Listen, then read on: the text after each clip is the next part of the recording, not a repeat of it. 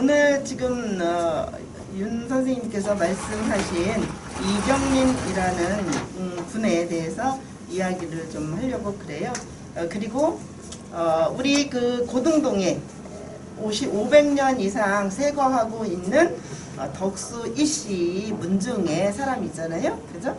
그래서 과연 우리 선조들의 그러한 어떤 훌륭한 부분들을 지금 현대를 살아가는 우리들이 어떻게 오늘날에 적용하고 되살리고 또 우리가 따라가야 할 것인가에 대한 그런 생각들을 하는 그런 시간이 될 것 같습니다.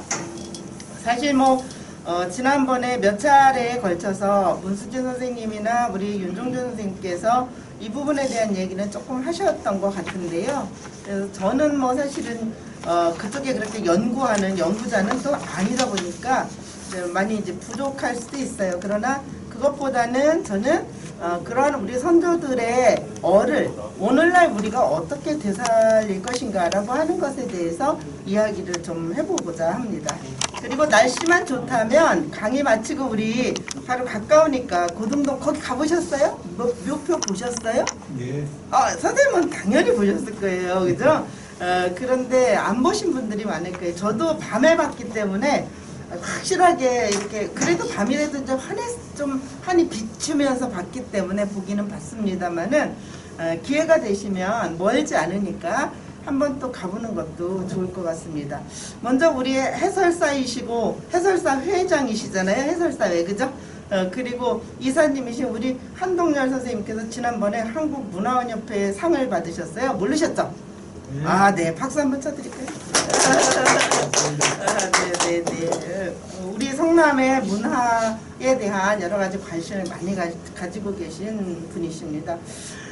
과연 500년 이상 세거하고 있는 그러한 문중 중에 하나인 덕수이 씨, 또 우리 성남에 세거하고 있는 이 덕수이 씨의 문중, 그 후손이신 이경민 선생의 묘표에 새겨져 있는 여러 가지 얽혀 있는 꿈 이야기, 뭐 그런 것들을 이제 또 우리가 볼 텐데요. 그러기 전에 먼저 한번 생각해 보는 시간을 갖도록 하겠습니다. 뭐냐 하면 과연 오랫동안 이렇게 세거하면서 그 문중에서 많은 선조들이 좋은 여러 훌륭한 어떤 업적을 이룩한 것에 대한 그 의미가 오늘날 우리가 그 의미를 어떻게 되새겨야 될지에 대한 이야기예요.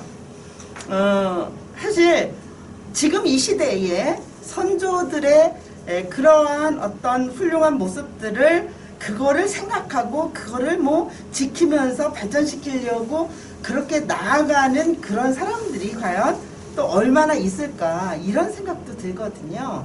근데 그것이 굉장히 중요한 일이면 틀림이 없어요.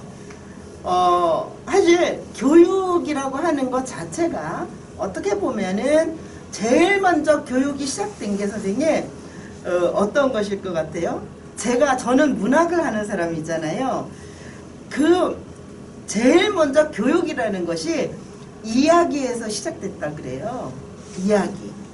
그 이야기가 어떤 이야기냐 하면 그것이 이제 나중에는 소설이라든지 뭐 어떤 시라든지 뭐 이런 거로 이제 발전이 되는데, 그래서 그 안에 문학작품 안에 교훈이라고 하는 것이 들어있게 되는 거랍니다.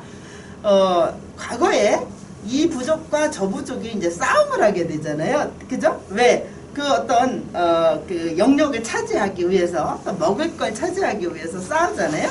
그러면 싸움에 나가는 전사들은 건강하고 뭐 그런 남자들이겠죠. 그죠? 여자들도 때로는 있었지만, 그렇지만 이제 노인이라거나 부녀자들은 그 동굴이라든지 자기네 그 움막 같은 데에 거기에서 있으면서 이제 이야기를 한답니다. 어떤 이야기를 하냐면 우리 부족이 너희들의 몇 대조 할아버지가 얼마나 훌륭했고 어떠한 전투에서 어떻게 이겼고 또 그분의 그 훌륭하신 모습은 어떤 것이었느냐라고 하는 것에 대해서 이야기를 해주었답니다.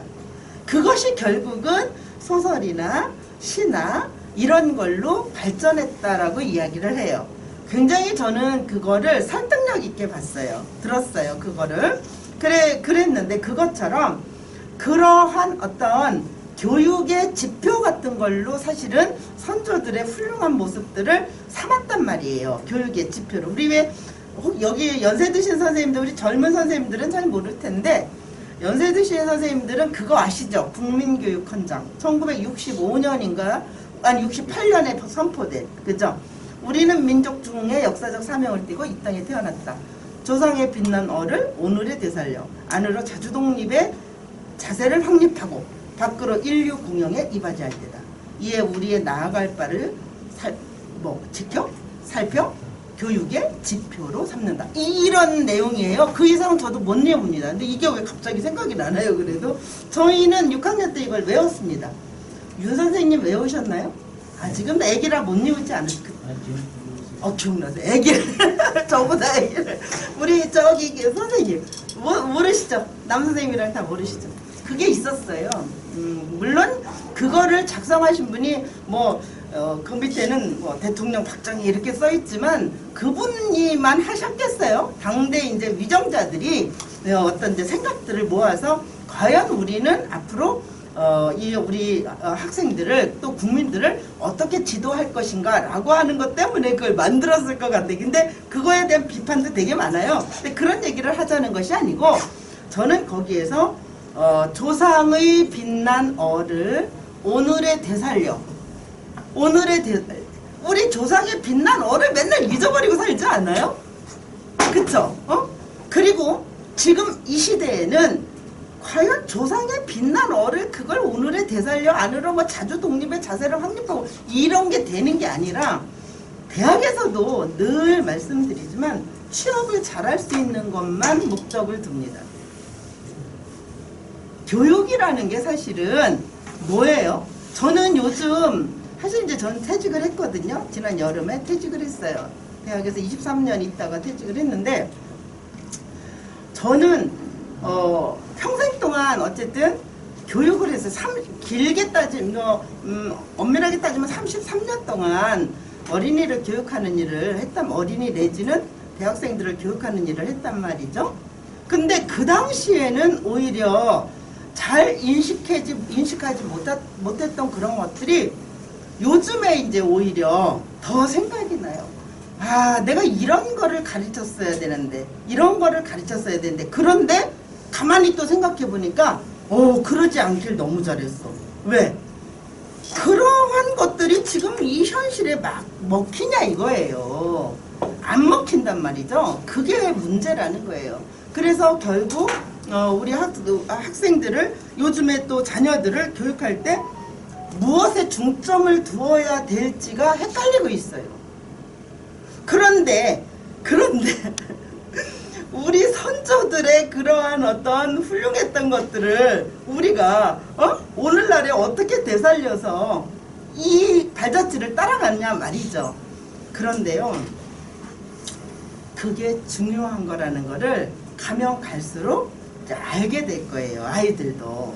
그죠? 그래서 저는 요즘에 이제 기대를 걸고 있는 그런 사람들이 있어요. 누구냐면 제 손자들이에요. 손자들에게는 바로 이제 우리 이런 어떤 문화라든지 또 우리 정신적인 문화라든지 물질적인 유형의 문화라든지 이런 것들에 대해서 가르치고 그러면서 선조들의 지혜를 배우고 그런 쪽으로 저는 이제 제가 가닥을 잡았어요. 걔네들이 얼마나 따라주고 그리고 그 아이의 부모들이 있을 거 아닙니까? 저의 자녀들. 걔네들이 얼마나 또 그것을 받아들일지 그거는 제가 알 수가 없어요. 싫어하면 또 못하는 거 아니겠어요? 그죠? 더 급한 게 영어고 더 급한 게 수학이고 그렇다라면 그 어떻게 하겠어요? 제 자식도 아닌데 엄밀하게.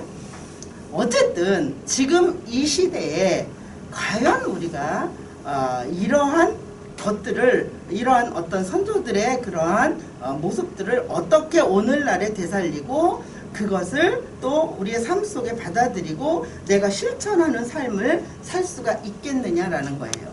저는요 이경민이라는 인물을 이번에 공부하면서 정말 이상적인 사람이구나 이런 생각이 들었거든요. 그의 형제들하고 정말 대단한 사람이에요. 보니까 여기는 굉장히 짧게 지금 제가 페이퍼에는 되게 짧게 요약을 해놨는데요. 왜냐하면 그러한 거는 이 지금 선생님들 가지고 계신 자료집 있잖아요. 거기에 또 다른 선생님이 얘기를 하신 게 있기 때문에 거기에 또 자세히 나와 있습니다. 그래서 그 부분은 제가 그냥 짧게 그렇게 정리를 했고요. 이렇게 우리 이 성남이라고 하는 이 지역 사회에서 500년 이상 그렇게 세고했던 세고하고 있는, 지금도 살고 있죠, 그죠? 살고 있는 분들이 계시죠. 그러한 덕수이 씨라고 하는 그 가문의 이야기, 거기에 태어난 후손들의 이야기를 통해서 오늘날 우리가 어떻게 또한 살아가고 내 자녀들에게 어떻게 교육할 것인가, 그리고 우리 성남에 이렇게 훌륭한 인물들이 있다라고 하는 것에 대해서 또한 같은 성남인으로서 자부심을 또한 가져야 되지 않을까라고 하는 생각이 이제 듭니다. 왜 그런가 하면 여기 계신 선생님들 중에는 또 문화해설을 하시는 선생님들도 계시고 그러니까 그러지 않을까 싶은데요. 자, 한 선생님께 여쭤보겠습니다. 선생님은 거기서 얼마나 사셨습니까? 선조들로부터 지금까지 얼마나 세거하고 계세요? 600년 정도. 이야, 그럼 618년, 620년 정도 됩니다. 그러면 그때가 고려시대 때부터이겠네요? 아니. 지금 우리가 저 조선 역사 뭐 600년 네. 그러는데 500년, 몇십 년, 네. 600년 그러는데 네. 조선이 망한 지가 벌써 100년이 지났어요. 참 시간이 많이 지났네요. 그죠? 네네. 네, 조선이 끝나고도 벌써 100년이 네네네. 그렇군요. 네, 좋습니다. 선생님은 얼마나 세고하고 계세요? 여기 쭉 사시지 않아요? 저요? 네. 저 한 60년 됐어요, 여기서. 여기서 예. 저는 32년 살았거든요. 선생님은 어떠십니까? 저는 여기 10년 정도. 10년 정도. 그 성남에 사시니까 어때요? 근데 여기는 좀 지역이 상당히 발전한 그런 네. 가 느껴져요. 제가 음. 조금 어두운 데서 어디에 사시다 오셨습니까? 멀리서 살았는데 지방에 여기 오니까 정말 화려하고 이게 그리고 있는 뭐 시설 같은 것도 도로라든가 호랑 이런 것이 좀 제가 살던 곳하고는 상당히 업그레이드된 지역이라서 지금 보니까 네. 그럼 사시기에 만족하시네요? 아이, 네. 저 뒤에 맨 마지막에 오신 선생님. 선생님, 네. 저는 여기 한 18년 됐는데요. 네. 네. 여기서 산 고향은 요 밑에 저기 화성시에 네. 그 향난면이라고 있습니다. 네. 바람. 네. 바람. 네네.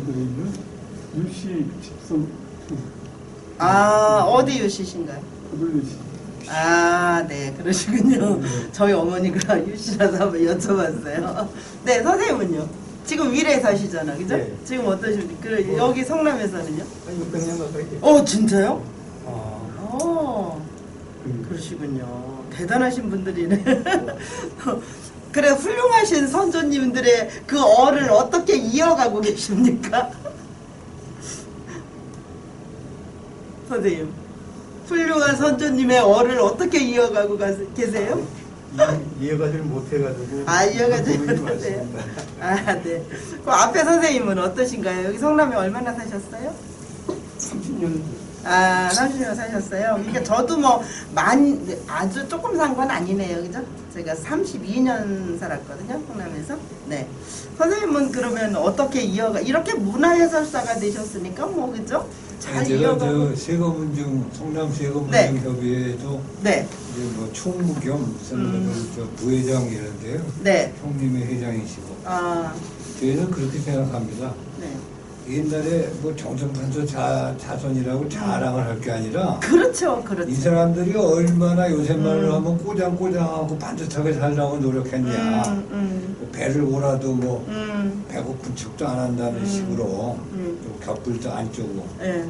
근데 그렇게 살아야 될 그 의미가 우리가 외국을 다녀보면요. 외국 사람들이 한국 사람들하고 이렇게 깊은 얘기를 하다 보면 네. 글쎄 그거 어디 고전에서나 좀 듬직한 얘기지 요새 그런 생각을 하고 사냐 이게 놀랍다는 거예요. 예. 그래서 제가 그런 얘기를 해요. 니네가 중국하고 외교를 하는데 미국이나 영국이나 네. 100번 해도 100번 깨진다. 왜 그러냐 하면 그 중국 사람들은 아무리 공산당에서 고전을 읽어서 그 외교를 하는데도 무슨 그 지혜를 써먹어요. 네. 그게 뭐 제갈량이고 뭐 옛날에 중국에 그 책사들 많잖아요. 그걸 요새도 써먹습니다. 그 서양 사람들이 이집트하고 뭘 해도 맨날 깨져요. 그리고 이집트 놈들은 믿을 수 없는 사기꾼이다. 세계적인 거짓말장이다. 이렇게 말하는데 그게 아니고 지네가 뭘 모르는 거예요. 고전을 안 읽어서. 그 성경에서 모든 걸 다 찾으려고 하는데 성경 갖고 해결이 안 돼요. 그 요새 한류가 세계적인 그거에 뜨기 때문에 저는 중국을 가든지 유럽을 가든지 옛날 얘기하면 그냥 교수가 돼버려요. 박사가 돼버리고. 또 말씀을 잘 하시니까. 아니 그 사람들이 그거를 아 맞아 박수 치고 좋아해요. 아, 네네. 지금 선생님도 얘기하시는 부분에 중요한 게 있지만 저는 그렇습니다. 요즘 이 시대가 선생님들은 뭐 더 잘하시겠지만 어떤 게 진리이고 어떤 게 옳은 것인지에 대한 판단이 굉장히 흐려지고 있어요. 자꾸. 그걸 정하기가 너무 힘든 것 같아요. 선생님도 안 그러세요? 저는 좀 그래요. 왜 갈수록 이게 사람이 부족해지는 건가? 판단력이 흐려지는 건가? 이런 생각도 좀 들기는 드는데요. 열심히 책을 읽고 공부하고 이래도요. 왜 그렇게 저는 이렇게 사람이 제대로 안 되나 정확하게 판단을 내릴 수가 없어요. 우리 사회가 돌아가는 어떤 동향이나 이런 것들에 대해서 또 세계의 그런 어떤 관계라든지 국제적인 관계라든지 이런 거에 대해서도 제가 판단을 할 수가 없어요.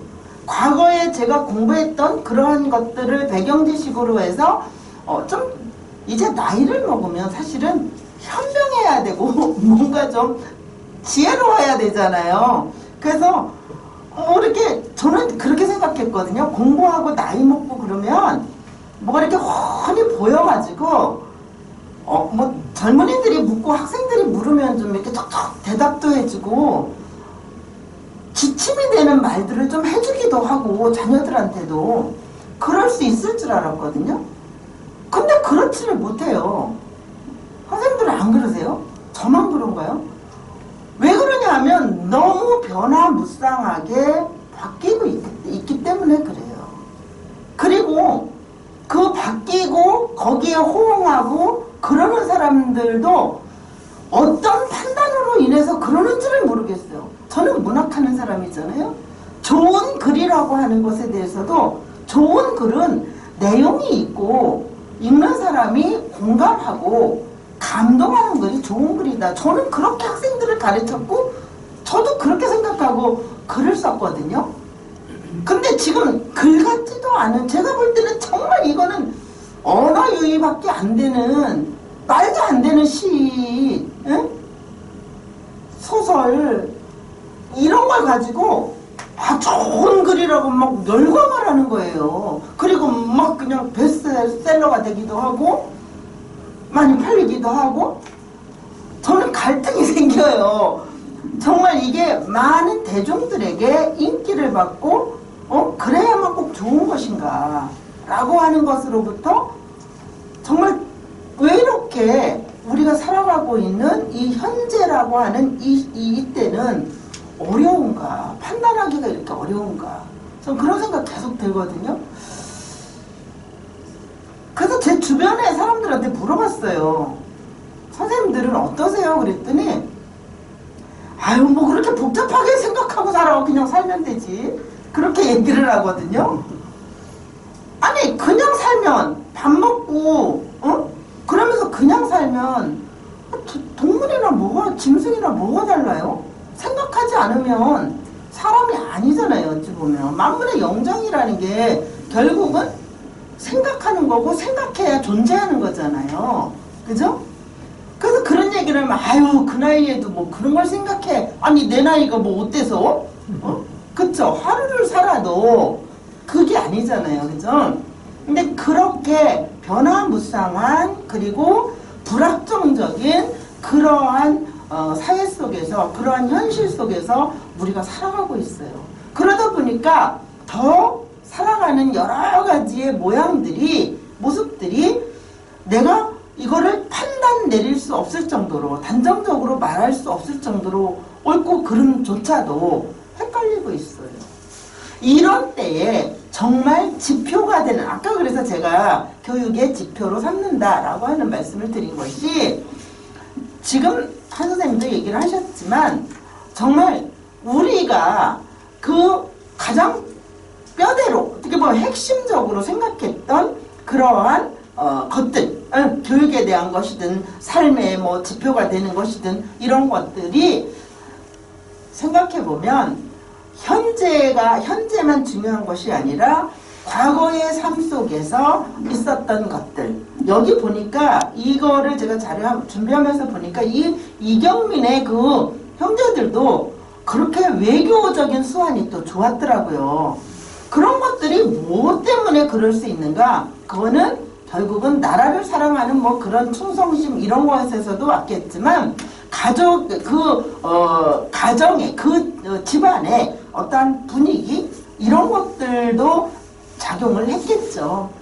그 집안에서 나온 사람이 아까 윤 선생님 얘기하셨지만 덕수이 씨 문중에서 훌륭한 인물 두 인물 더 있겠지만 기본적으로 우리가 다 알고 있는 인물을 들을 때 바로 이율곡하고 충무공 이순신을 이야기를 하잖아요. 그래서 저도 앞부분에다 다 따놨는데 그렇게 그 덕수이 씨 문중이 대단히 그 사람이 많지는 않다 그래요. 전국적으로 볼 때 여기 한 4만 명 정도 된다 그래요. 우리나라의 제일 뭐 성씨의 그 성씨 중에서 인구가 많은 성씨가 뭐 김씨예요? 김이박이에요? 윤 선생님 어떤가요? 김이박 맞나요? 그 다음에 강씨인지 최씨인지가 그 다음일걸요? 정씨. 네? 정씨. 정씨예요? 네. 오, 정씨 다음에 정씨. 최씨. 그 다음 최씨예요? 김이박 정채. 정채. 그 다음에 김이박 안정채 이렇게 시작하죠. 안씨들이 그렇게 많아요? 네. 그렇군요. 그럼 어쨌든 뭐 우리 처가들도 조금 들어가네요. 처가들도 많네요. 그죠? 그래도 그렇게 훌륭한 인물이 있나? 저도 그렇게 생각했는데 제가 이거를 준비하면서 그런 생각이 들었어요. 저는 또 뭐 딸이다 보니까 아무래도 이제 일찍 결혼하고 그래서 저는 이제 강씨문중으로 시집을 왔거든요.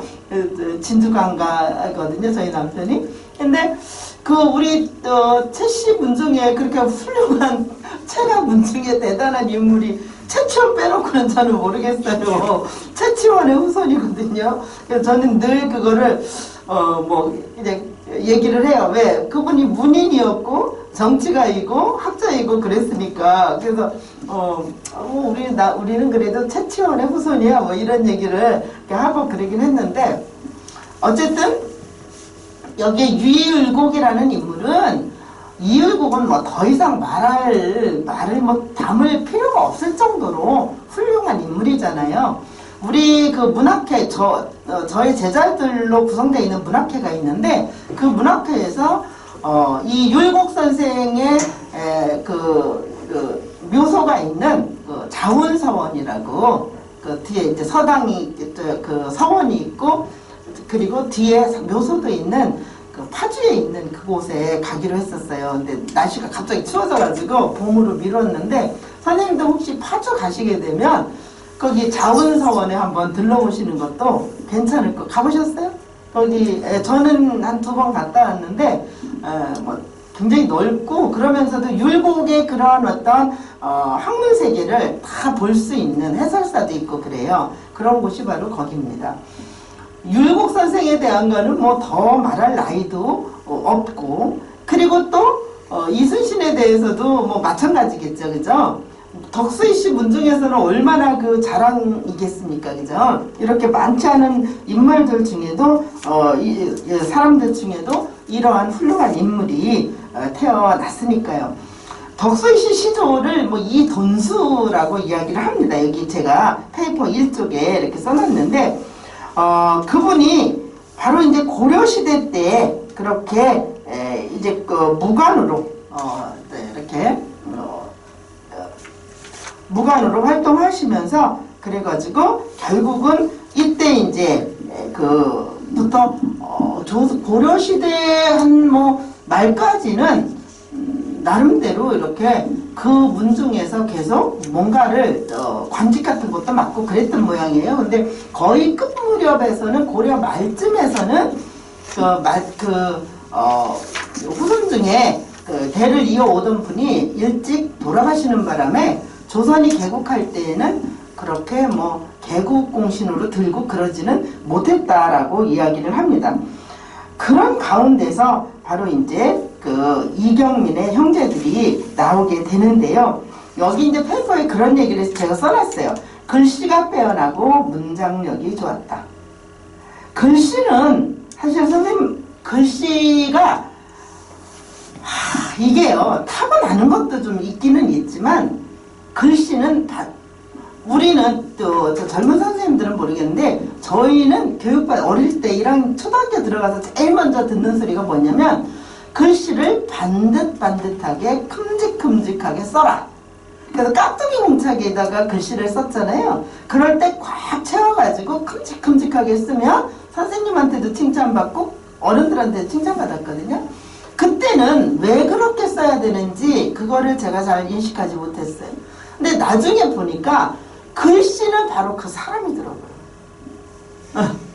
지금은 물론 조금 달라요. 왜? 지금 컴퓨터를 많이 사용하기 때문에 글씨를 많이 쓰지를 않아요. 그죠? 근데 글씨를 반듯반듯하게 쓰면서 결국은 성품도 반듯한 성품으로 그렇게 이제 가꾸어지는 거잖아요. 마음먹기에 따라서 그거를 뭐 흘려쓰기도 하고 반듯반듯하게 쓰기도 하고 그러는 거니까. 근데 여기 글씨를 잘 썼다라고 글씨가 빼어났다라고 하는 이 부분에서 저는 그 생각이 들었어요. 아, 어렸을 때부터 반듯하게 자라는 그러한 교육을 받았구나 이 형제들이 그런 생각이 들었거든요. 그리고 근데 예전에 그래서 그 관리를 뽑을 때도 신원서판이라고 그랬잖아요. 그죠? 얼굴을 보고, 그죠? 외양을 보고, 말을 보고, 말하는 걸 보고, 그다음 글씨를 봤다는 거예요. 제가 이제 서당에서 이제 몇 년 동안 공부를 좀 해봤는데, 그래도 아는 건 하나도 없어요. 제가 6년 동안 배우긴 했는데, 상상령 한 번 읽었어요. 근데, 아는 건 없어요. 근데, 그 훈장님들의 글씨를 보면요, 글씨에 그분의 성품이 드러나더라고요. 그게 너무 놀라웠어요. 그래서 그때부터 저도 글씨를 좀 더 예쁘게 쓰려고 반듯하게 쓰려고 뭔가 사인해서 준다든가 뭐 어떻게 할 때 제 이름을 어쨌든 써야 되는 그런 경우에 마음을 가다듬고 쓰거든요. 예.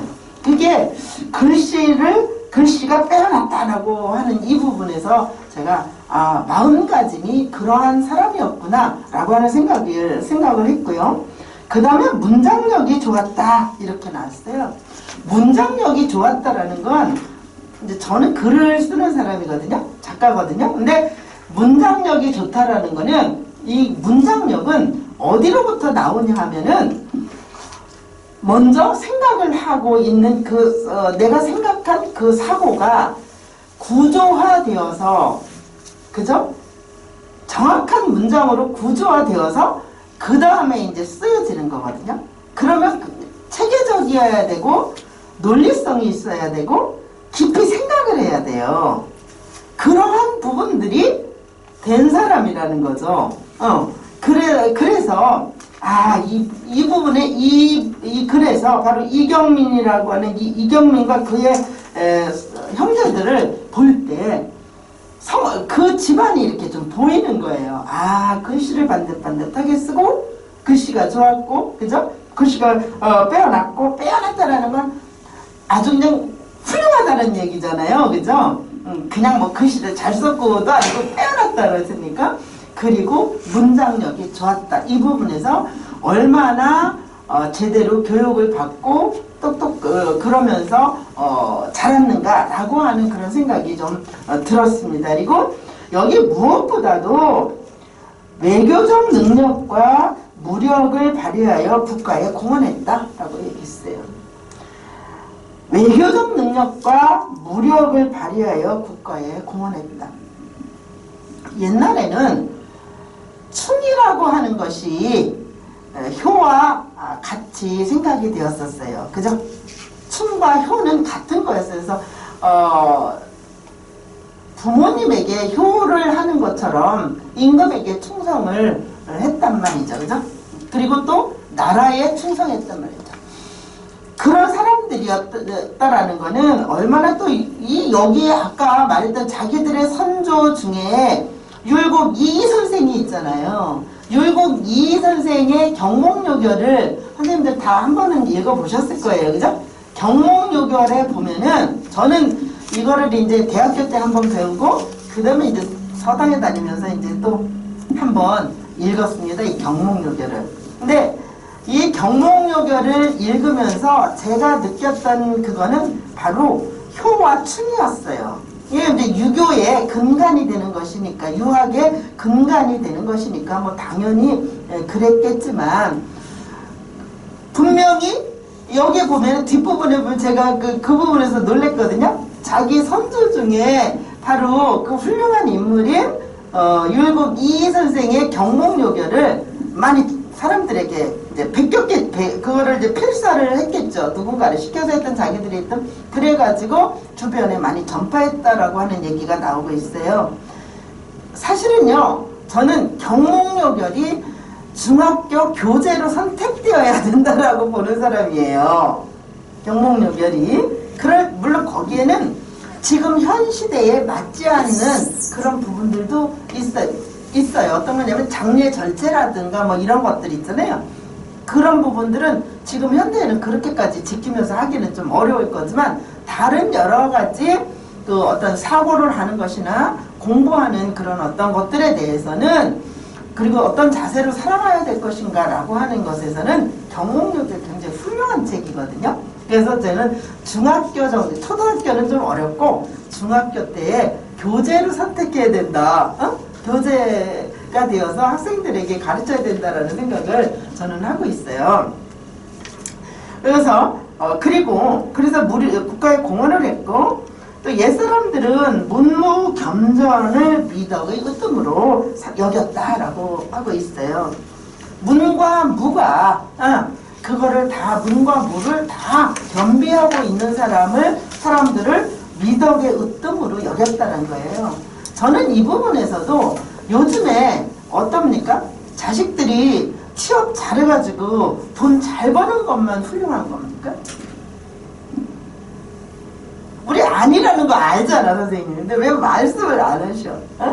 아니죠. 그거는 아닌데 솔직히 자식이 돈 잘 벌면 싫은 사람도 없어요. 그죠? 나를 그렇게 찾아오지 않고 나한테 뭐 부모에게 그렇게 전화하고 찾아오고 그러지 않아도 지들 잘 살면 그게 고맙다 생각하시는 분들 많잖아요. 저부터도 좀 그래요. 그래서 이번에 제가 거리두기에 대해서 자녀와 거리두기에 대해서 글을 하나 썼어요. 칼럼을. 제목은 나는 요즘 자녀들과 거리두기 중이다. 이렇게 해가지고 이게 제 맘대로 안 되더라고요. 아이들은. 그래서 더 이렇게 부모 노릇이 어려운 것 같아요. 근데 그것보다 사실 더 먼저 해야 되는 것이 자식으로서 부모에게 효를 하는 거잖아요. 그쵸? 그래서 자녀들이 좋은데 취직을 하는 것도 사실은 그게 효의 하나의 방법이어야 되는 거예요. 원칙으로 따지면. 왜? 그러면 부모님이 기뻐하시니까. 돈을 잘 벌고 좋은데 취직하고 잘 살아가는 것도 결국은 부모님을 기쁘시게 하기 위해서 그래야 되는 거잖아요. 아닌가요? 저는 그렇게 생각을 해요. 근데 실제는 그렇지 않단 말이야. 그죠? 실제는 그렇게 되는 사람은 어디 그렇게 있어요. 그죠? 그래서 이제는 우리들도 얘 너희들만 잘 살면 돼 이런 말 안 해야 돼요. 자식들한테. 엄마 아버지는 생각하지 말고 너희들만 잘 살면 돼. 니들만 잘 살아. 이런 말 하시면 안 될 것 같아요. 예. 너희도 잘 살고 나도 잘 살아야지. 그렇지 않나요? 그리고 아이 그것도 교육하기 나름인 것 같아요. 어렸을 때부터 계속 아이들에게 무조건 주기만 하고 걔네들 위주로 교육이 지금 그런 식으로 바뀌었어요. 사실은 유치원 교육부터 그런 식으로 바뀌었어요. 이거는 어떤 면에서는 굉장히 잘못됐어요. 왜 그러냐 하면 물론 그 아이 하나하나마다 인격체로 대해야 되는 건 맞습니다. 그건 맞아요. 그렇지만 부모 자식 간의 관계에 대해서도 계속 이야기를 해줘야 돼요. 저는 그렇게 생각하거든요. 근데 지금은 모든 게 아이들 위주예요. 제가 얼마 전에 지하철을 타고 어디를 가는데 저도 좀 이제 왜 아까도 그런 얘기를 했지만 갈수록 까다로워져요. 왜 사람이 왜 그런지 모르겠어요. 누가 옆에 이렇게 자꾸 이렇게 닦고 그러는 게 좀 싫어요. 귀찮고. 근데 어떤 아이가 제 옆에 앉았어요. 저는 애들을 되게 이뻐하거든요. 왜냐면 저는 오랫동안 유아교육도 했고 제가 또 동화 쓰는 사람이거든요. 그러니까 애들 이뻐해요. 근데 가만히 있으면 되는데 이 아이가 계속 움직여요. 뒤로 앉았다, 앞으로 앉았다, 일어섰다, 의자에 올라갔다, 뭐 별짓을 다 하는 거예요. 그래가지고 계속 저를 이렇게 툭툭 치는 거예요. 그럼 좋겠어요? 선생님들 좋으세요? 그러면? 아니 저만 이상한 사람들이잖아. 얘기를 해줘야지. 어때요? 좋아요? 싫죠? 싫지 않으세요? 그냥 봐줄만 하세요? 오 그러시구나. 성인이시네. 현자시고. 저는 또 그러질 못해요. 그래서 이제 계속 뉴스를 보고 핸드폰으로 그러고 있는데 툭 치고 또 쿡 옆구리를 찌르고 이제 발로 이렇게 하면서 아휴 이거 어떡하면 좋나 이러면서 이제 그 아이한테 제가 견디다가 그랬어요. 아가 얌전히 조금만 있으면 안 될까? 이렇게 얘기를 했어요. 그랬더니 쳐다보더니 조금 한 30초? 아니야 10초? 가만히 있었어요. 근데 또 마찬가지예요. 도로. 근데 그 옆에 걔네 엄마가 있었거든요. 그러면 어머니가 얘기를 해야 되잖아요. 그렇지 않아요? 이런 데서는 공중도덕을 지켜야 되는 거야 라고 한다든지 뭔가를 얘기를 해줘야 되는데 그 애가 한 7살쯤 된 애기거든요. 아무 말도 안 하고 저를 이렇게 헐컷 보고는 그냥 있는 거예요. 그래서 제가 이제 할 수 없이 너무 불편해서 앞에 자리가 났길래 앞으로 옮겼어요. 근데 앞으로 옮겼는데 이번에는 제 옆에 한 5세쯤 된 남자 어르신이 앉으셨어요. 근데 이 어르신이 사실 우리 지금 다 뭐 패딩 같은 거 입고 있어가지고 서로 이렇게 닿잖아요. 그거는 괜찮아요. 그럴 수밖에 없지. 이거 뭐 제가 혼자 타고 가는 게 아니니까. 근데 이 어르신이 주머니에 핸드폰 넣었다가 빼서 뭘 보다가 다시 또 넣었다가 뭐 휴지를 꺼내서 뭐 어쩌 하시다 계속 저를 또 이렇게 건드리시는 거예요. 정말 이거 어떻게 하면 좋아. 근데 놀라운 게 전화가 온 거예요. 그 어르신에게. 그러니까 전화를 받으시는데 여보 아유 내가 가고 있어요. 한 10분쯤 걸릴 것 같아요. 말씀을 얼마나 그렇게 교양 있게 부인에게 존댓말을 써가시면서 그렇게 얘기를 하시는 거예요. 그러는 바람에요. 제가 불편했던 마음이 싹 사라졌어요. 저런 모습이 있으신 분이구나, 라고 하면서 마음 먹기에 딸린 거지. 그러니까 제가 얼마나 좀 까다로운지 그거를 제가 이제 느꼈거든요. 그러니까 같이 살아간다라는 거는 어찌 보면 그러저러한 것들을 다 수용하고 그렇게 살아가야 되는 거예요. 나 혼자 사는 세상이 아니니까. 그리고 남에게 최소한 불편함을 주지 않도록 어쨌든 노력을 하면서 살아가야 되는 건 맞는 것 같아요. 그죠? 그날 그런 생각을 했어요. 옛날에 어떤 스님이 계셨는데 그 스님이 돌을 닦고 이제 내가 중생을 구제하러 이제 세상으로 나가야 되겠다. 그리고 내려오셨대요. 그랬는데 그러면서 이제 어느 집을 들어가게 됐는데 그분이 그 스님이 들어가니까 주인이 막 엄청 반가워하면서 오시라고 식사도 하시고 뭐 하시라고 그랬는데 조금 있다가 한 10살도 안 된 7, 8살 먹은 그 남자애가 그 집 아들이 놀다가 와가지고는 보니까 그 애들 눈에는 스님이 머리가 하나도 없으니까 너무 좀 이상하잖아요. 그러니까 이 애가 막 깔깔깔깔 웃으면서 스님의 머리도 만지고 그리고 막 무릎에 앉고 그러는데 아주 거의 뭐 흙투성이가 돼가지고 그렇게 들어와서 그러니까 스님 옷에도 막 묻고 그러잖아요. 그러니까 이 스님이 엄청 언짢으신 거예요. 정말 얘가 그러지 말고 가만히 있어 그러니까 그 아이가 더 깔깔깔 웃어가면서 스님의 머리를 만지고 불편하게 하는 거예요. 그러면서 이 스님이 깨달았다고 합니다. 내가 이런 아이 하나도 받아들이지 못하면서 내 무슨 그 중생을 구제하겠다고 하겠는가 라고 하면서 결국은 다시 산으로 갔다 그러더라고요. 그런 동화가 있어요. 제가 그 생각이 나는 거예요. 뭐 나이를 먹으면 뭐가 좀 잘 알게 되고 원만해지고 모든 사람을 수용하고 좀 그래야 되는데 그러지 못하고 왜 이런 것도 불편해하고 이러나 지금까지 공부한다고 한 것이 이게 무슨 소용이 있나. 사람이 이렇게 되지 못하고 수행도 되지 못하고 인격 수양이 하나도 안 됐는데 이런 생각이 들면서 제가 굉장히 씁쓸했어요. 그날 외출해서. 그리고 집에 들어와가지고 다시 대학을 펼쳐가지고 이제 이걸 좀 한번 읽어보겠다고 펼치고 읽는데 하나도 머릿속에 안 들어오더라고요. 그 장면만 계속 생각나고. 근데 이 형제들은 이렇게 문무겸전을 한 그런 사람들이었다라는 거예요. 그러니 뭐 얼마나 훌륭한 사람이겠어요. 우리 그 성남 그 고등동 그 이씨 문중 덕수 이씨 가문 또한 그러한 이상을 실현해 나간 문중 가운데 손꼽히는 문중이다. 뭐 이런 얘기가 있습니다.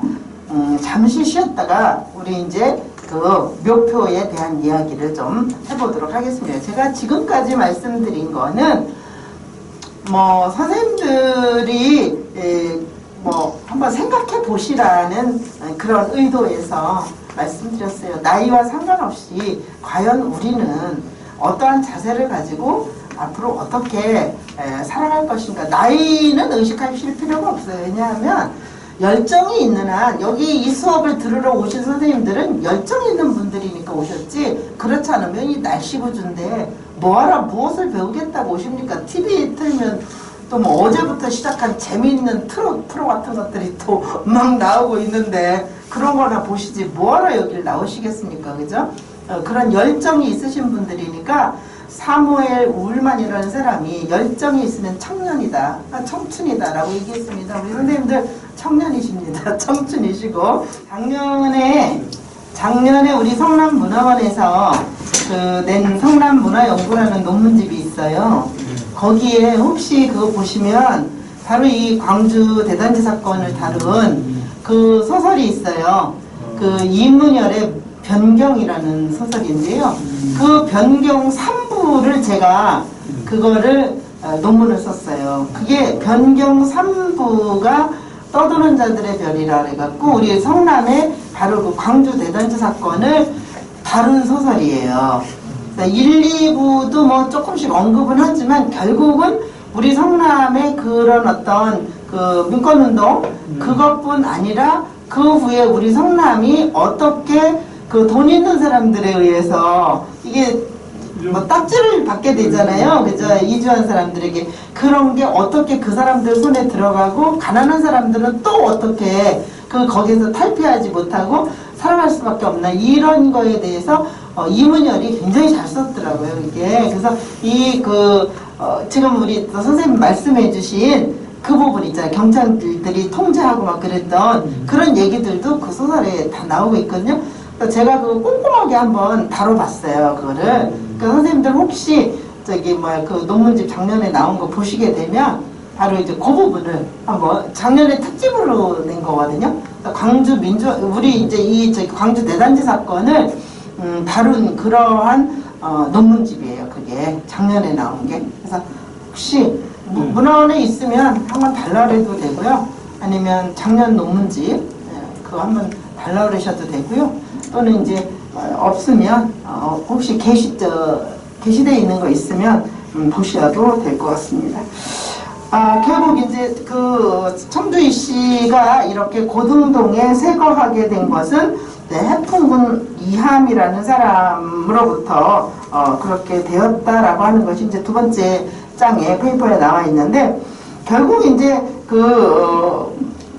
원나라와 그 외교 관계를 맺는 일에 덕수희 씨가 굉장히 참여를 해서 많은 어떤 공적을 또한 쌓게 되었다라고 하는 그런 얘기들이 있고요. 아까 그 부분은 말씀을 드렸어요. 첫 번째 단락에 나오고 있는 그런 얘기는, 근데 그 중에 이제 6세 임범까지 고려시대를 볼 수 있는데, 그 임범이 일찍 돌아가시는 바람에 조선 개국에 참여를 하지는 못했고, 결국 해풍군 이함이라는 사람은 중종 반정에 참여를 하게 됩니다.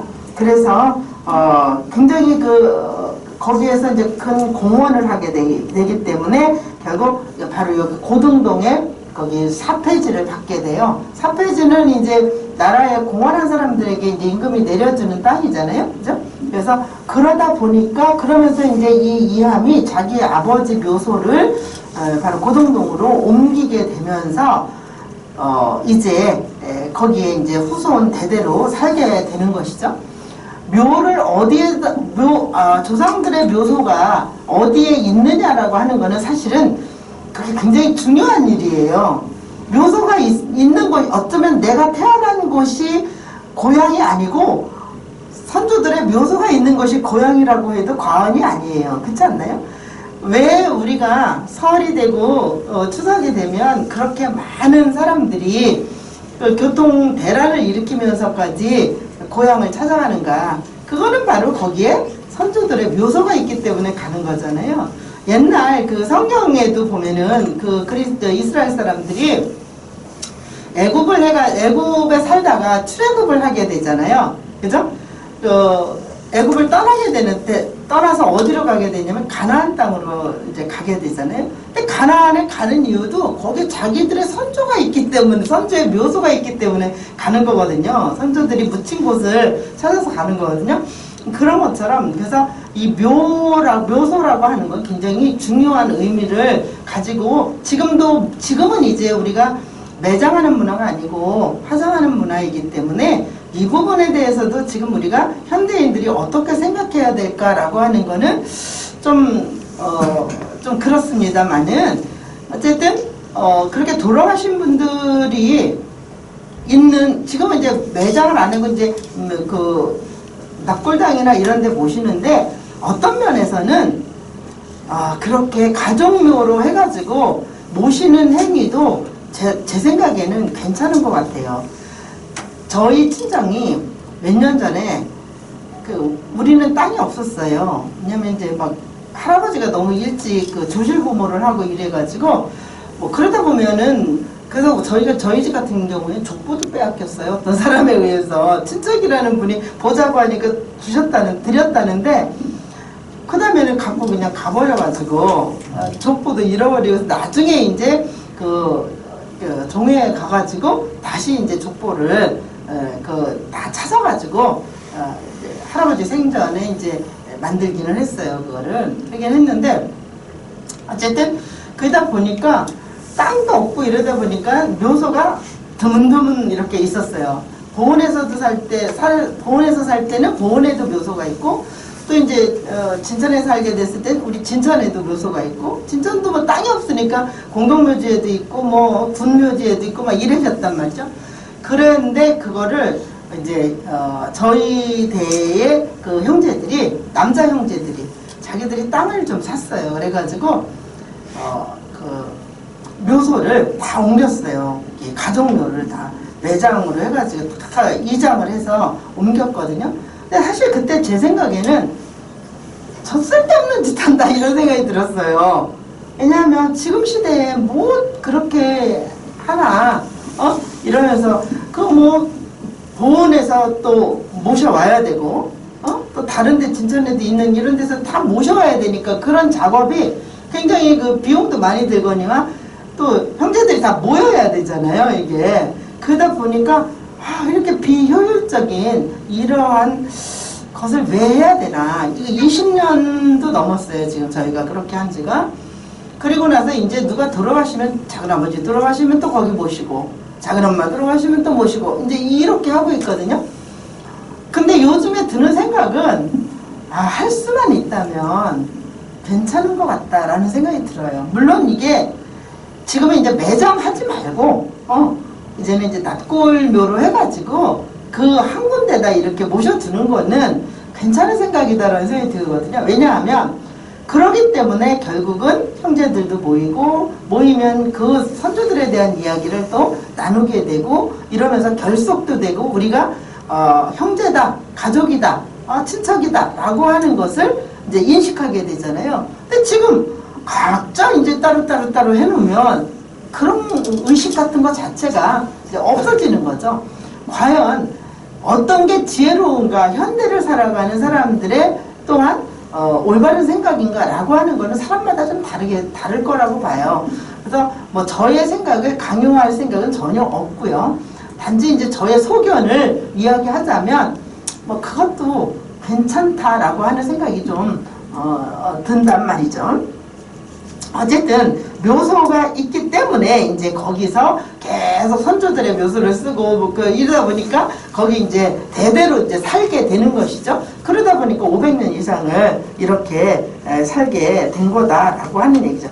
세 번째 페이퍼에 보면은 거기 이제 이경민이 오늘 이제 우리가 이제 주로 다룰 이야기할 분이 바로 이경민이라는 분이잖아요.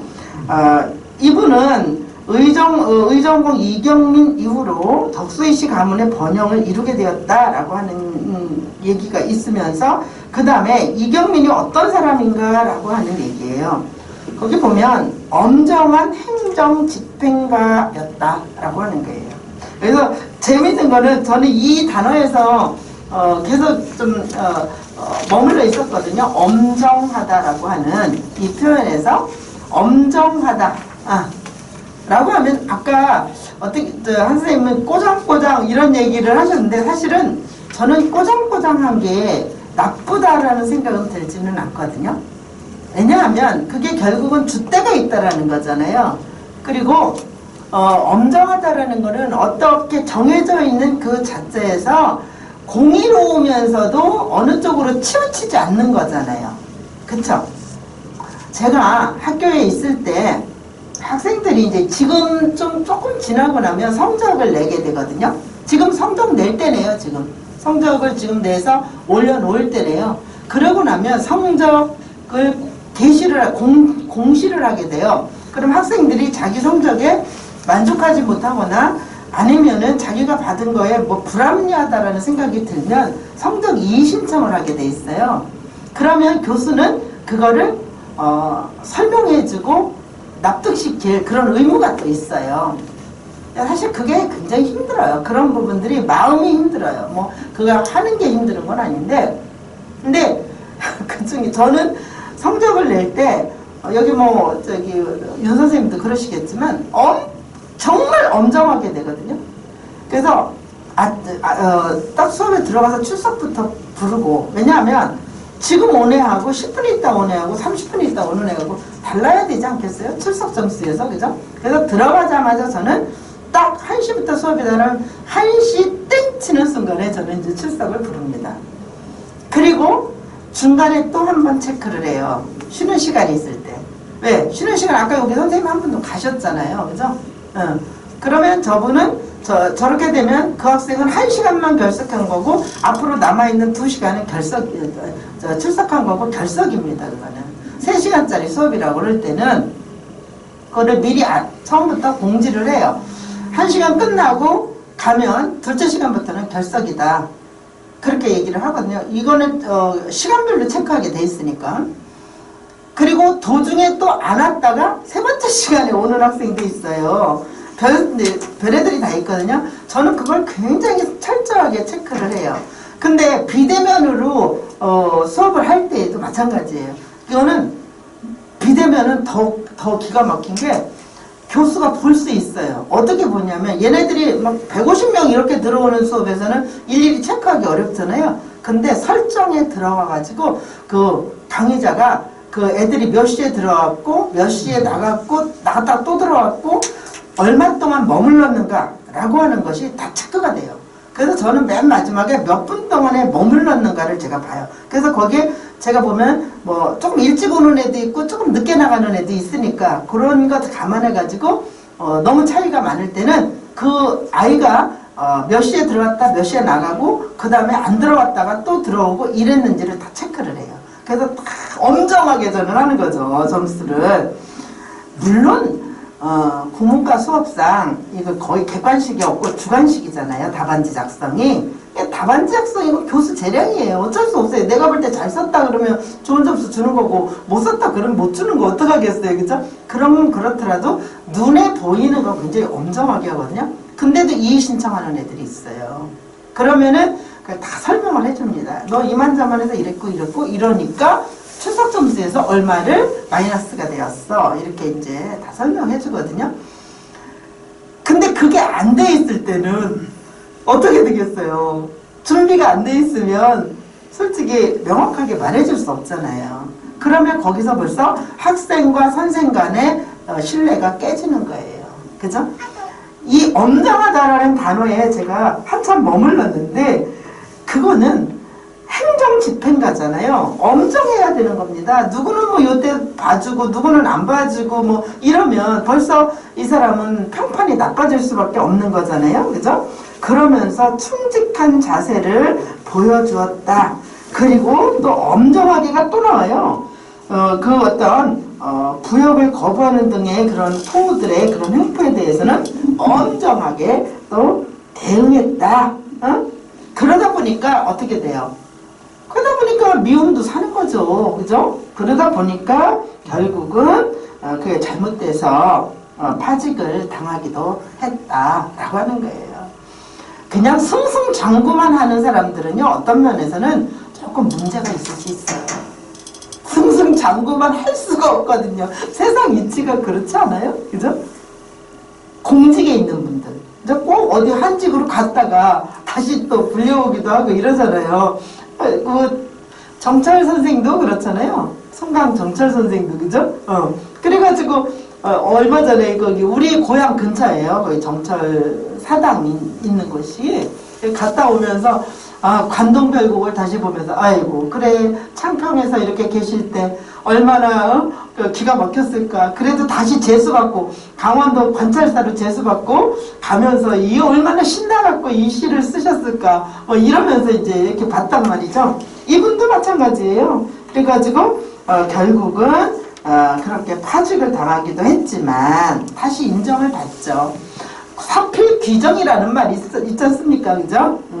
사필 규정인 거죠. 그래서 결국은 다시 이제 인정을 받아가지고 그 다음에는 황해도 거기 배천 군수 겸 해주 진관 병마 절도사에 이제 임명이 됐다. 뭐 이런 얘기가 여기 또 나오고 있습니다. 그러니까 얼마만큼 그 고든 선비였는가라고 하는 것이 드러나는 그러한 대목이라고 볼 수 있고요. 그분만 그랬던 것이 아니라 그의 형제 이경용이라는 분도 마찬가지로 절대적인 권한을 부여받았을 때에도 그 신임이 부여받았을 정도로 신임이 두터웠고 또 이경헌도 그죠? 외교적 수완을 발휘한 인물로 평가되고 있습니다. 그 다음에 이경등이라는 역시 이 형제도 그죠? 이 외교적 수완을 발휘했다. 그래서 인정받았다. 뭐 이런 얘기가 있습니다. 신기한 게 어느 집안에 한 사람이 그러면 다 배우고 다 그렇게 따라가게 되잖아요. 그죠? 그래서 직업도 어느 집안에 경찰이 나오는 집안이면 경찰이 계속 나오고 선생이 나오는 집안이면 선생이 나오고 이러잖아요, 그죠? 그런 것처럼. 그리고 민본주의와 교육활동, 사회적인 그런 사회활동 이런 것에 적극적인 가문이었다라고 하는 것입니다. 여기 나오네요. 이율곡의 경몽요결 수백 권을 만들어 널리 반포했다. 라고 하는 이야기가 이게 나오고 있습니다. 저는 율곡의 이 경몽요결 독서장을 아직도 외우고 있어요. 독서장 처음부터 끝까지 다 외우는데 한 거의 478자 정도 되나? 뭐 500자 가까이 되죠, 그게, 그죠? 근데 그게 사사삼경, 그러니까 오서오경에 대한 이야기예요. 소학부터 시작해가지고 춘추까지 해가지고 처음에 이제 소학은 이러하고 이건 그 다음에는 뭐를 읽어야 되고 이런 얘기거든요. 핵심적인 것이 거기 다 나오고 있어요. 근데 전에 한번 그거를 외운 적이 있어요. 서당에서 공부할 때. 근데 우리 다 외웠거든요. 학생들이 그때 45명인데 다 외웠는데 그게 시험으로 나온다 그래가지고. 근데 요즘 이제 그런 분들 가끔 만나는데 독서장 외우고 있냐 그러면 외우는 사람 없더라고요. 시험 보기 위해서만 다 외웠고 다 까먹었는데 저는 그 외우기가 너무 힘들었어요. 솔직히 잘 외워져요, 선생님? 안 외워져. 이게 나이 먹으면서 이렇게 안 외워져요. 너무 힘들게 외운 거를 잊어버리면은 안 될 것 같아가지고 저는 지금도 한 3, 4일에 한 번씩은 외웁니다, 이거를. 혼자 송독을 해요, 이거를. 산에 올라갈 때 하든지, 내려올 때 하든지, 그냥 송독을 해요, 그냥 산책할 때 하든지. 그러니까 지금, 5년이 넘었는데 안 잊어버렸어요, 그게. 이제 안 잊어버리지 않을까? 근데, 또 안 하면 또 잊어버려요. 그러니까, 공부라는 게, 그런 것 같아요. 안 잊어버리면, 안 하면 잊어버리는 거죠. 그죠? 그러니까, 며칠만 하루만 책을 안 읽어도 입에 가시가 돋는다라고 하는 말을 할 정도로 매일 읽고 그래야 되는 것이죠, 그죠? 그 훌륭한 선조님이 계시니까 이 집안에서는 얼마나 뿌듯하셨겠습니까? 경몽요결 내용이 얼마나 좋은지 몰라요. 사람이 이것만 공부해도 다른 공부 안 해도 될 것 같아. 중요한 게 다 나와 있거든요. 그러니까 더군다나 또 이경용은 개모임을 만들었다는데 개가 돈 만들어서 목돈 만들고 이런 개가 아니라 모임인 것이죠, 그죠? 그래서 벗들과 교류하였고 그들의 존경을 받았다, 이런 얘기가 있습니다. 그래서 성남의 그 덕수 이 씨는 500년이라는 긴 세월 동안 정착해온 가문으로서 묘역도 거기 조성돼 있고, 그죠? 우리 고장 향토사 연구의 영역을 넓혀줄 그러한 것이다라고 하는데, 이 의정공 이경민의 묘표에 거기에 이제 바로 이게 이 수업에서 어떻게 보면은 다른 건 다 그렇고 중요한 것이 되는데, 거기 이미 그 묘표에 고등동 덕수이 씨 문중이 가장 장차 크게 번성하게 될 것이라는 것이 예고되어 있는 꿈 이야기가 거기 적혀 있습니다. 그래서 이 묘표를요, 사실 이제 이 묘표에 적혀 있는 내용이 원문이 저한테 있어요. 윤종주 선생님이 그 논문 쓰면서 해놓으신 거거든요. 근데 제가 그거를 해석을 못 하겠더라고요. 염려돼가지고, 또 여기 너무 잘하시는 분들이 계시니까 제가 해석해 갖고 와가지고, 선생님 그거 아닌데요? 그러면 어떡해요? 그죠? 그래서 그냥 제가 안 갖고 왔습니다. 나중에 찾아서 한번 해보시기 바랍니다. 그래서 윤 선생님한테 그거 어떻게 저 좀 알려주세요. 그랬더니 그냥 읽으시면 됩니다. 그거 숙제로 내드리세요. 이러는 거예요. 선생님들 숙제 내드리면 싫어하시잖아, 그죠?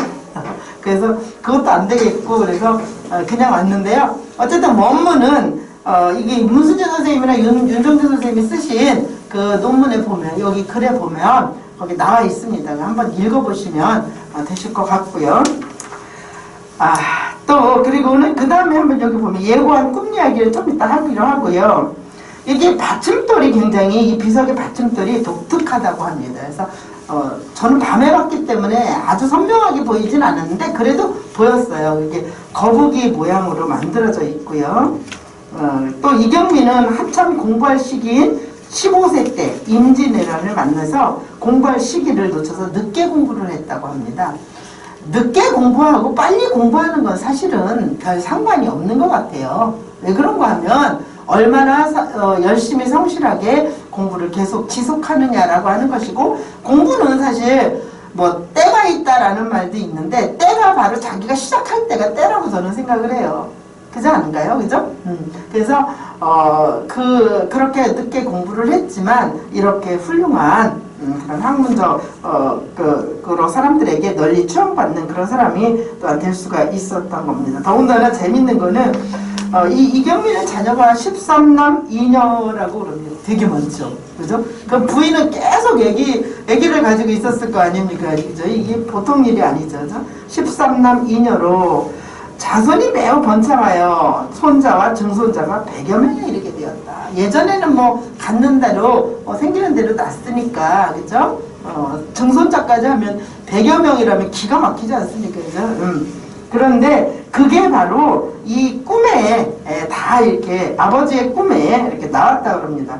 1684년 그 3월에 아들 유가 이제 그 이경민의 묘표의 머리 구름은 부부는 구름 무늬를 새기고 앞뒤로는 이제 해와 달을 새겨서 세웠는데, 거기 거북이 몸에 용의 머리를 하고 있다. 받침은 나중에 거기 가시면 꼭 한번 살펴보시기 바랍니다. 거북이 모양인가 정말 제가 봤을 때는 선명하게 거북이 모양으로 보이지는 좀 않았거든요. 근데 이따 여기 한번 보여드릴게요. 여기 지금 볼까요? 이게 보면 보이기는 보여요. 근데 저는 밤에 봐가지고 그런데 이렇게 돼 있어요. 이렇게. 네. 이거 윤 선생님이 찍은 사진 저한테 보내주셔가지고 이렇게 봤거든요. 여기 어디 갔어? 여기 저 때문에 안 보이는 거냐? 여기 이렇습니다. 거북이 모양이네요, 그죠? 하나일 때 보니까 더 선명하게 이렇게 보이는 거북이 밑에. 이따 추가로 선생님이 설명해 주실 거 있으면 더 해주셔도 되고요. 그래가지고 거북이 등에는 그 육각형의 그 귀관문이 사방 연속으로 이렇게 성각돼 있고, 그리고 그 이빨, 거북이 이빨이 11개입니까? 선생님? 그거는 모르겠는데 여기는 그렇다라는 거잖아요, 그죠? 근데 그 아버지 이통이 꿈을 근거로 그렇게 만들었다 그래요. 그래서 그 꿈의 얘기는 가문이 번성할 것이라는 예언을 형성화했다는데 민속학적인 가치가 있는 그런 것이다, 이렇게 이제 이야기를 합니다만, 꿈이라고 하는 것이 사실은 꿈이 뭐 꿈대로 되는 경우도 있기는, 그죠? 근데 꿈도 종류가 많잖아요. 그냥 뭐 자기가 평소에 생각했던 것이 나타나는 사몽이 있고, 그죠? 그리고 또는 뭐 예지몽이라고 해가지고 영적인 그 영몽이 있어요, 꿈이, 그죠? 그런 것도 있고, 또 어떤 꿈은 내가 다음에 일어날 일이 어떨 때 그러지 않아요? 내가 꿈을 꿨는데 다음날 똑같은 상황이 나타나는 경우 있잖아요. 저는 그런 걸 여러 번 경험했는데 그런 실몽이 있어요. 실제로 그렇게 나타나는 그런 게 있고요. 그 다음에 또 하나의 꿈은 우리가 흔히 말하는 허몽입니다. 허몽. 그죠? 꿈도 이렇게 네 가지로 이렇게 나눌 수가 있는데, 지금 그의 아버지 이통이 꾼 꿈은 이제 영몽이라고 볼 수 있겠죠. 예지몽이라고 볼 수 있는데, 그의 아버지가 만력 계묘년에, 만력이면은 청나라 때인 거죠? 네, 청나라 연호, 네, 그래요. 그래가지고 흑곡현령으로 근무할 때 꿈을 꿨는데, 그 꿈에 5마리 거북이가 반송방 옛 집터 고목에서 나와서 나의 5발가락을 삼켰다. 그런데 그 둘째 발가락을 삼킨 거북이 꼬리에 크고 작은 비늘이 차례로 이어지더니 온 집안에 가득 찼다. 결국 이 꿈은 거북이는 자손을 상징한다는데, 에? 내가 이런 꿈을 꿨다 이렇게 얘기를 하는 거예요. 그러면서 너 형제 중에 내가 둘째예요, 이분이. 그래서 둘째 거북이라고 그럴 거예요. 그 형제 중에 응당 커다란 경사를 맞이하게 될 것이다. 둘째 발가락이에요. 둘째 발가락. 거북이가 아니라, 그죠? 이렇게 얘기를 했다는 거예요. 근데 이 부분이 되게 맞는 것 같지 않아요? 자손이 번창할 거라는 거. 아까 우리 13남 2녀라고 그랬나요? 그렇게 많은 자손을 두게 되고 결국에는 그 후손이 증손까지 해가지고 100여 명에 이르게 되었다라고 하는 이런 이야기니까. 그래서 결국 훗날 이경민의 형제들과 후손들이 그 외교 업무에서 공도 세우고 뭐 이런 배경들이 되게 됐는데, 그게 바로 반송방이라는 곳이 그랬다고 그럽니다. 그래서 결국 여기 이 지역이 반송방이 중국과 우리나라 사신들이 왕래하던 길목이었다는 거예요. 그래서 그 임금이 중국 사신을 맞이하는 일과 주변에 이를 위한 시설이 있었는데, 훗날 이경민 형제들과 후손들이 아까 두 분이나 또 그렇게 외교 업무를 하게 되잖아요, 그죠? 그래서 이 아버지가 꾼 이 꿈은 특별한 꿈이었다라고 하는 그런 이야기가 있습니다. 가만히 또 생각해 보면 꿈이라고 하는 것이 욕망의 표현이라, 프로이트는 꿈은 욕망의 표현이라고 얘기하거든요. 욕망의 표현. 그래서 마음속에 생각하는 것들이 그렇게 꿈으로 또 나타나게 되는데 굉장히 상징적으로 나타나잖아요. 이게 실제로 그런 것이 아니라 상징성을 가지고 있단 말이죠. 그래서 꿈풀이 하는 것도 그 꿈 해몽하는 사람들도 그래서 예전에는 굉장히 또 각광받고 그랬었잖아요. 지금도 여전히 꿈을 꾸고 나면은 뭐 인터넷으로 검색해 보는 사람들이 있더라고요. 내 꿈이 어떤 상징성을 가지고 있는가라고 하는. 근데 이게 무시할 수는 없는 것 같아요. 인간은 어떤 면에서 굉장히 초능력적인 게 있어요.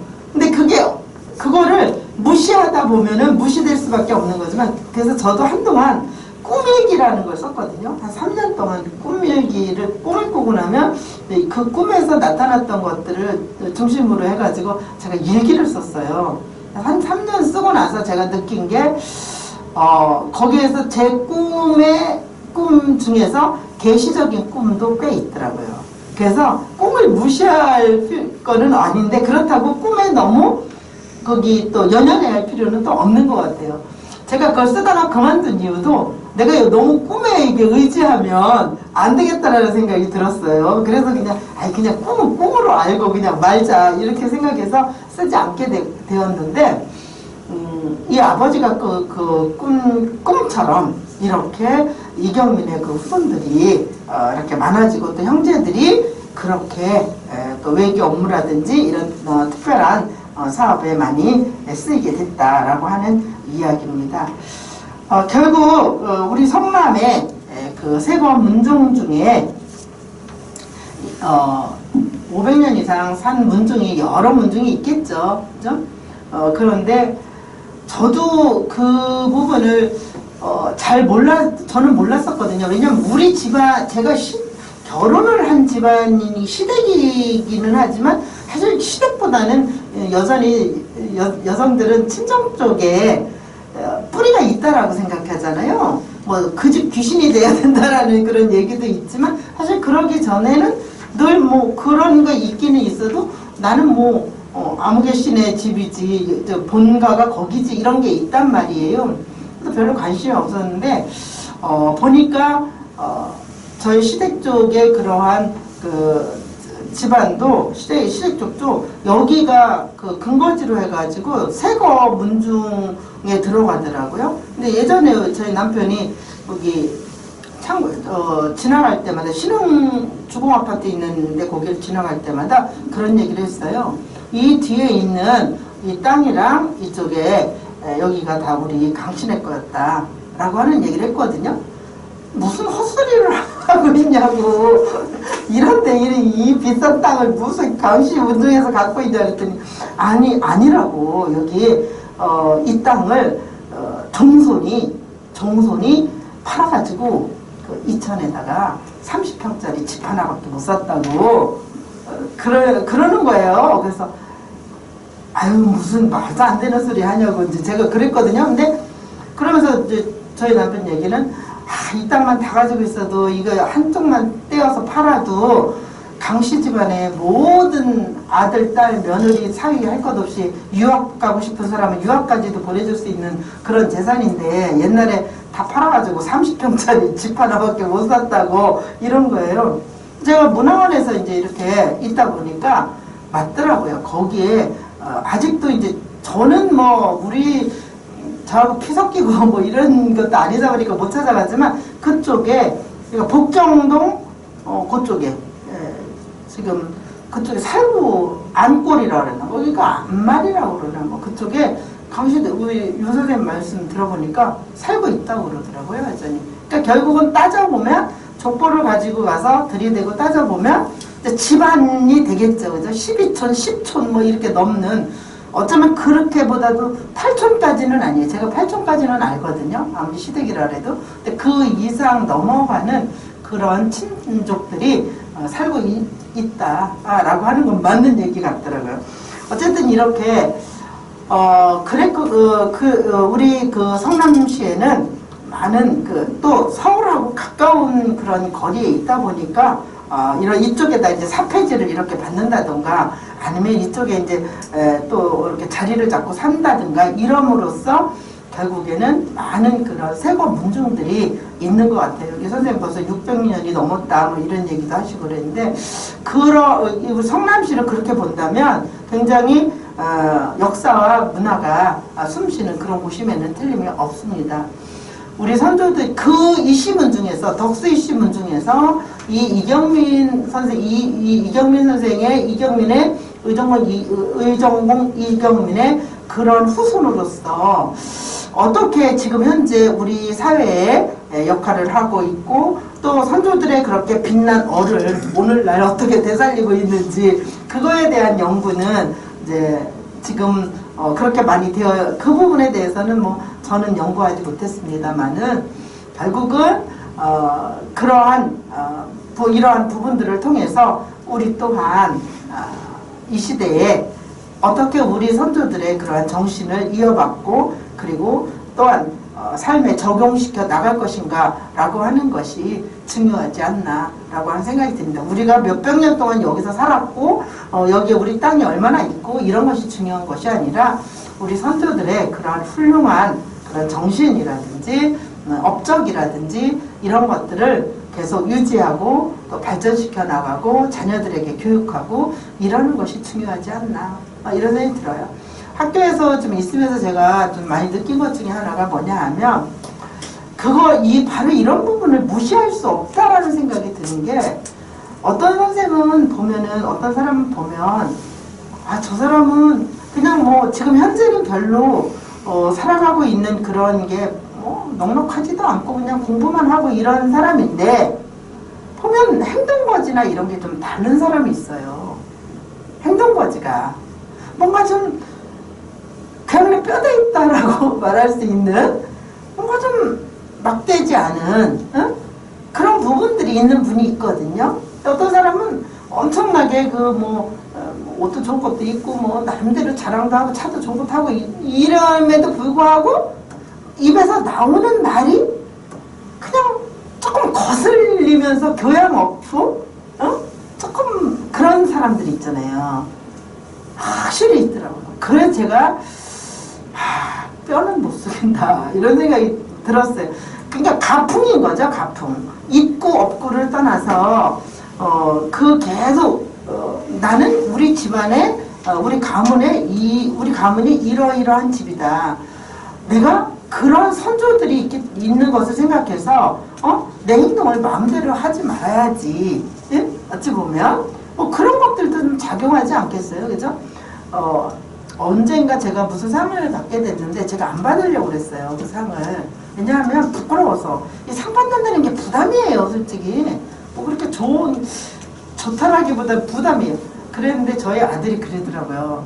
엄마 받으세요. 그래서 왜? 그랬더니 나중에 우리 아이들이 우리 할머니가 이런 분이었다, 이런 상을 받으신 분이다 라고 한다면 엄마, 우리 애들이 막되지는 않을 거 아니에요? 우리 할머니가 이런 분인데 우리가 이러면 안 되지, 이런 게 있지 않겠어요? 이런 얘기를 하더라고요. 그 얘기를 들으니까 내가 부끄러워도 후손들을 위해서 받아야 되겠다 이런 생각이 들어서 받은 적이 있어요. 좀 맞는 말 같아요, 선생님. 그죠? 그런 것들이. 또 결국 우리 성남이 또한 나아가서 우리 성남이 이러이러한 고장이다 라고 이 성남에 살아가는 우리로서 어떤 자부심 내지는 그죠? 이런 것들을 자긍심 이런 것들을 가지면서 우리 앞으로의 삶이 얼마가 남아있든 그런 거와 아무 상관없이 현재를 성실하고 아름답고 교양있고 훌륭하게 그렇게 살아가면 좋지 않을까 그런 생각을 합니다. 나중에 고등동에 가시면 꼭 한번 이경민 묘표를 찾아보시고 그러시면 도움이 되실 거라고 생각이 됩니다. 뭐 질문이 있으신가요? 제가 좀 두서없이 말씀을 드렸습니다만은 저는 이제 그런 의도였습니다. 조상의 그런 어떤 얼들을 우리가 얼을 기억하고 업적을 기억하고 그죠? 오늘날 우리의 삶을 좀 더 정돈하고 그리고 후손들에게 또 우리가 무엇을 어떠한 것들을 남겨주면서 살 것인가 라고 하는 얘기를 한번 선생님들하고 해보고 싶었어요. 제가 생각하는 이런 것들이 고루하기만 한 것일까? 아니면 생각해볼 문제인가? 이것만 고집하면 고루한 것이겠죠. 그러나 이것만 고집하지는 않잖아요. 그죠? 이것과 현재의 그런 여러 가지 상황들을 고려해서 과거와 현재가 잘 조화를 이루어서 미래를 건설해 나가는 것이 우리가 지금 현재 해야 할 일들이 아닌가 이런 생각이 듭니다. 질문 있으신가요? 없으신가요? 없으시면 네 여기까지 하도록 하겠습니다. 네 감사합니다. 네.